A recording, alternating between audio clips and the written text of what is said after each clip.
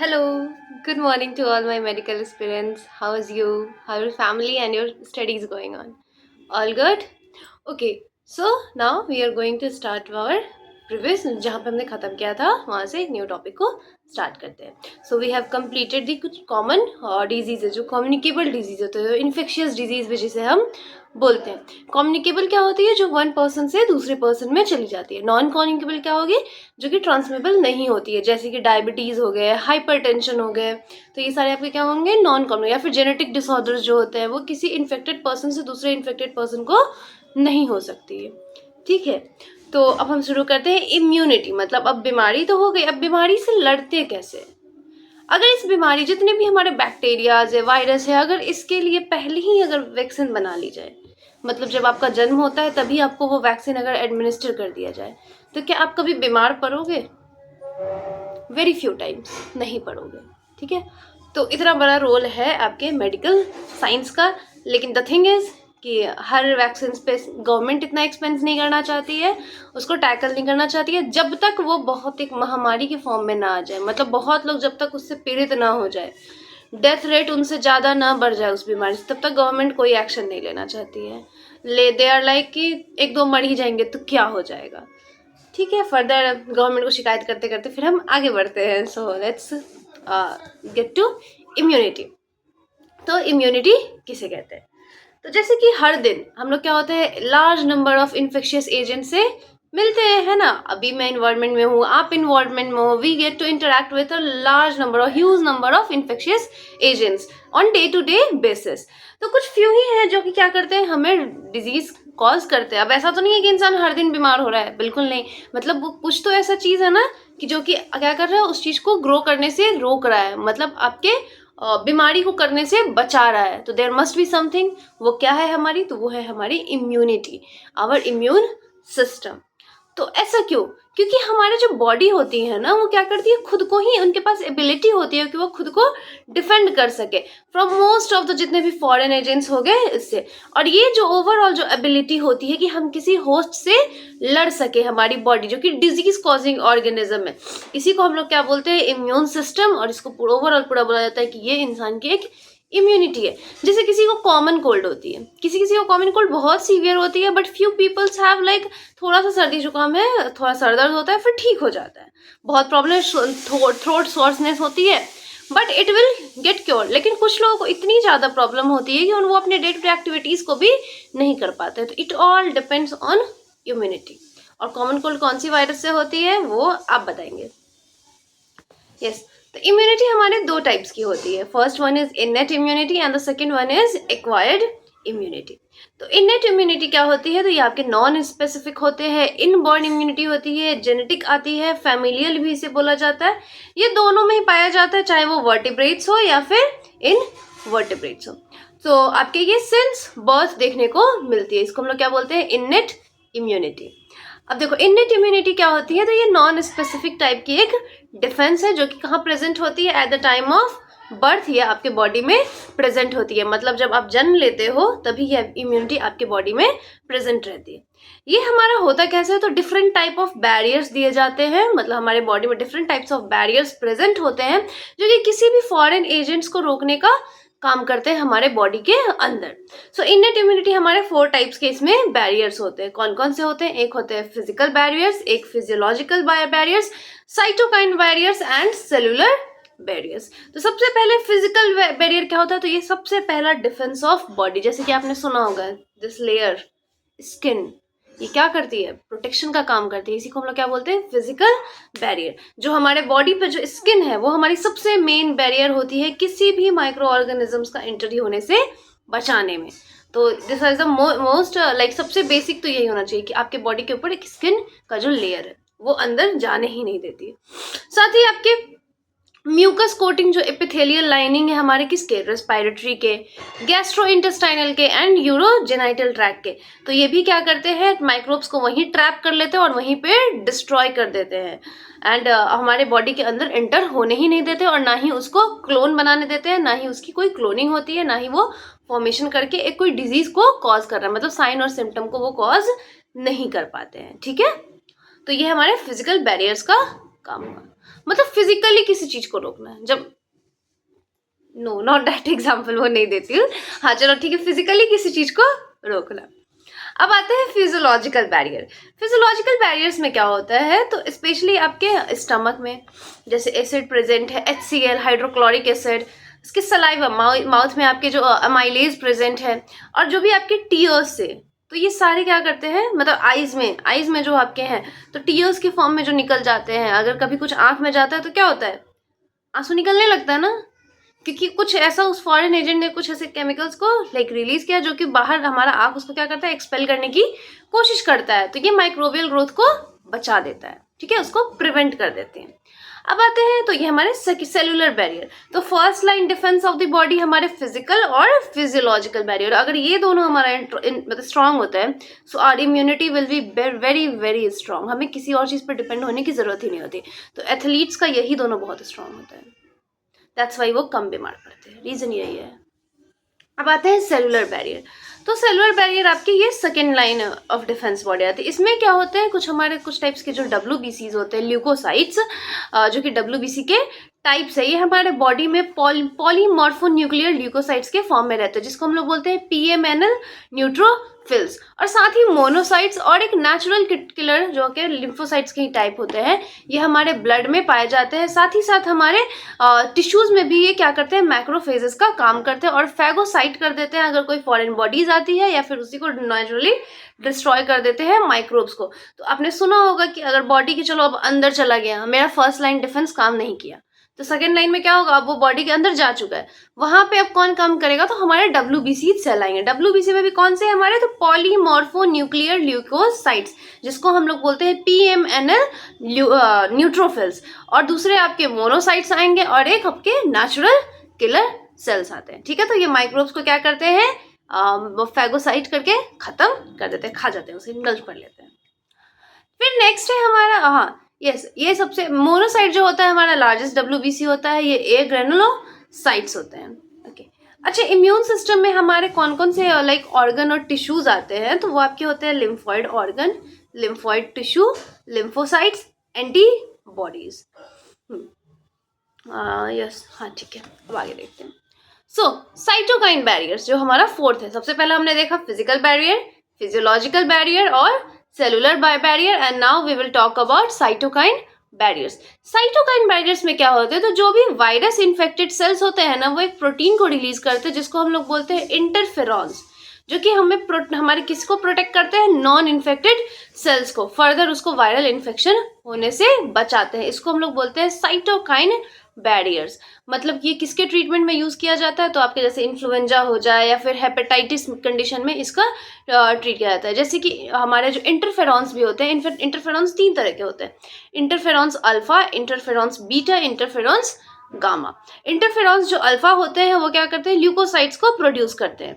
जो इंटरफेरॉन आपके बीटा होते हैं वो फिब्रोब्लास्ट सेल को प्रोड्यूस करते हैं, एंड इंटरफेरॉन जो आपके गामा होते हैं वो नेचुरल किलर सेल्स को प्रोड्यूस करते हैं, ठीक है। तो ये आपके इननेट इम्यूनिटी हो गई। इननेट इम्यूनिटी क्या होती है, जो कि एक नॉन स्पेसिफिक टाइप की होती है, आपकी बाय बर्थ ये प्रेजेंट रहती है। इसमें 4 टाइप्स देखने को मिला, जो कि कौन कौन से हमने देखा, फिजिकल बैरियर्स देखा, फिजियोलॉजिकल बैरियर्स देखा, सेलुलर बैरियर्स देखा, साइटोकाइन बैरियर्स देखा। तो ये हमारा हो गया innate immunity. I think you are getting me, जो भी मैं बोलना चाह रही हूँ, अगर समझ पा रहे हो that's very well and good, मतलब कि आपकी प्रिपरेशन बहुत ही अच्छी चल रही है, आपने अच्छे से मेहनत की है। अगर मेरी बातों को नहीं समझ पा रहे हो तो बेटा जाइए पहले एक बार पढ़िए फिर सुनिए, तो शायद आप समझ पाएंगे। Okay, so now we are going to talk about acquired immunity. अब एक्वायर्ड इम्यूनिटी को ही हम लोग क्या बोलते हैं, ये एडेप्टिव होते हैं, मतलब स्पेसिफिक होते हैं, और ये हमारे शॉर्ट लिव्ड होते हैं, और ये आपके आफ्टर बर्थ ये पाए जाते हैं। एक्वायर्ड का मतलब ही क्या है, जो हम अपने नेचर से लेते हैं, मतलब जो हमने एक्वायर किया आफ्टर बर्थ, चाहे वो आपका एक बिहेवियर हो, परसेप्शन हो, your thought, your thinking, even your immunity, that can also be your acquired, ठीक है। तो एक्वायर्ड इम्यूनिटी जो होता है ये आपके क्या होता है, दूसरे साइड ये एक पैथोजन स्पेसिफिक होता है, मतलब हर पैथोजन के लिए अलग होती है। तो इसको हम लोग कैसे कैरेक्टराइज करते हैं, तो मेमोरी बेस्ड, मतलब उसके पैथोजन के अंदर, मतलब लाइक जो हमारे कह सकते हैं कि सेल के अंदर भी एक रिस्पॉन्स होता है, क्रिएट होता है, जिसको हम लोग मेमोरी बोलते हैं। तो वो उसके अगेंस्ट क्या करती है, एक मेमोरी को क्रिएट कर लेती है कि नेक्स्ट टाइम से अगर ऐसा कोई पैथोजन इंटर करता है तो वी हैव टू इन्फेस्ट, मतलब उसको खत्म कर देना है। ठीक है, तो इसका मतलब ये होता है जो हमारी बॉडी होती है वो क्या करती है, इनकाउंटर करती है पैथोजन से सबसे पहले टाइम। मतलब जैसे कि सबसे पहले एक इन्फ्लुएंजा वायरस का अटैक हुआ, तो यहाँ पे क्या होगा, मेरी बॉडी इनकाउंटर करेगी इन्फ्लुएंजा वायरस से सबसे पहले।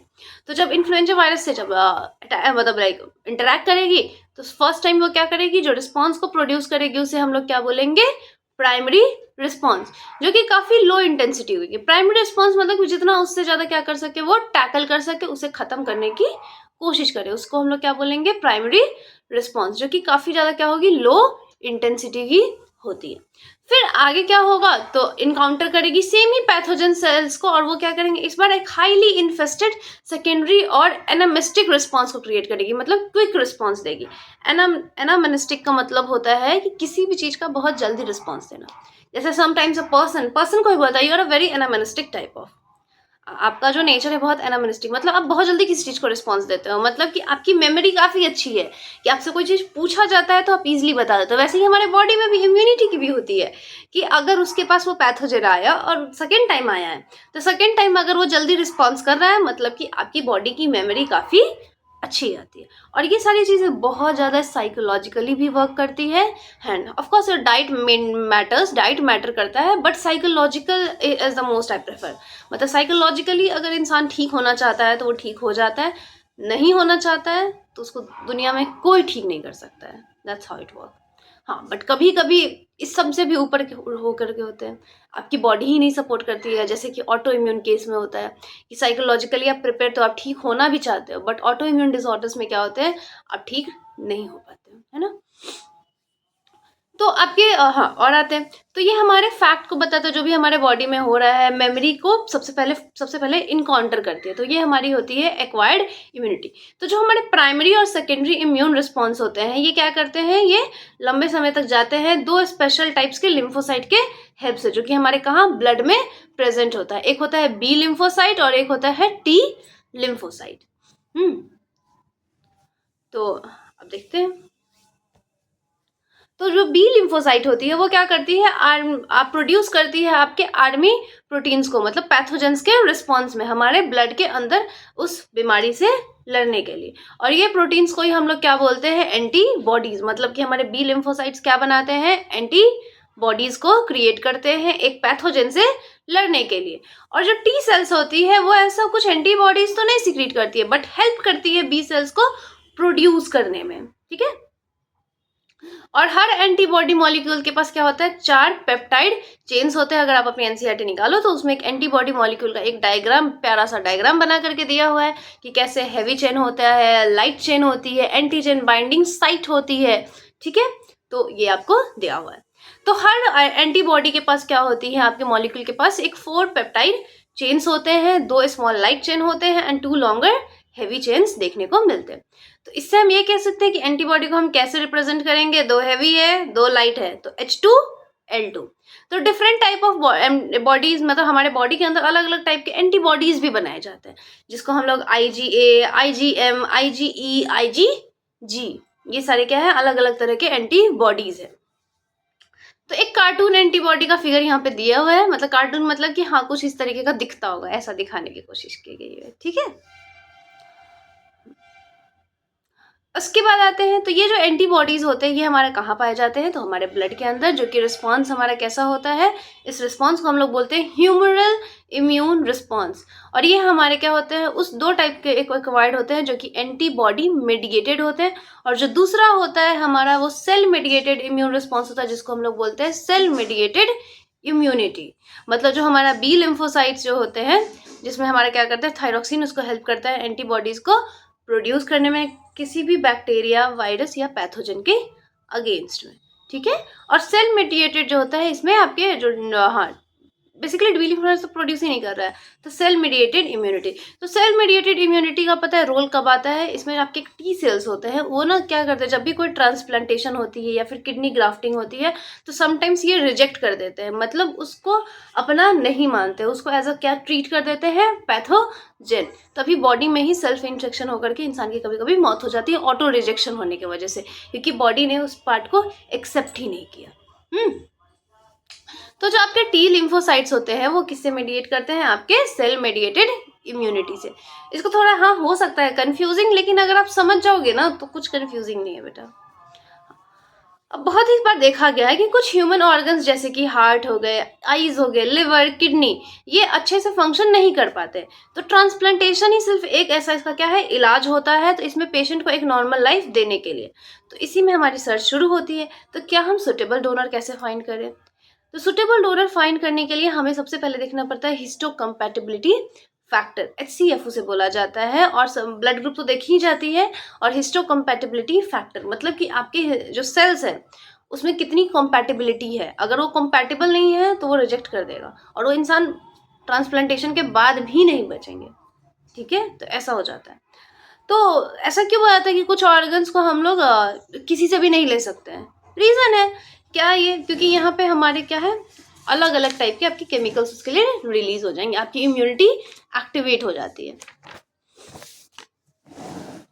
तो जैसे कि अगर हम ग्राफ्ट किसी भी सोर्स से लेते हैं, जैसे कि एनिमल से या फिर कुछ अदर प्राइमेट से या फिर किसी ह्यूमन बींग से, तो ये ज़रूरी नहीं है कि ये ग्राफ्ट हमेशा रिजेक्ट भी हो जाए जल्दी या फिर बाद में। इसमें हम लोग सबसे पहले क्या करते हैं, टिश्यू मैचिंग, जिसी टिश्यू मैचिंग को क्या बोलता है, हिस्टोकम्पैटिबिलिटी फैक्टर, सबसे पहले ये चीज़ को देखते हैं।